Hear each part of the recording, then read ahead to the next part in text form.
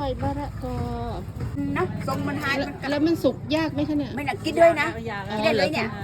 20 จ้าสดเลยค่ะทำที่เลยไหมพี่บ้านนะคะ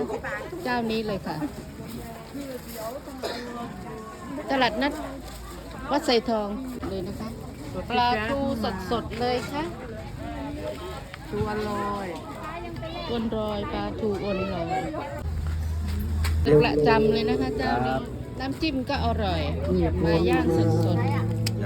ย่างใหม่ๆค่ะอันนี้ปลาไหลนะคะเขาหั่นไว้ให้เสร็จเลยนะคะพร้อมสำหรับนำไปประกอบอาหารได้เลย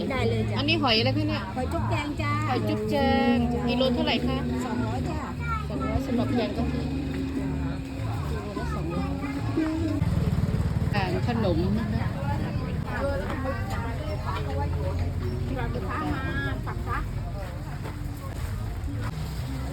เราเก็บติด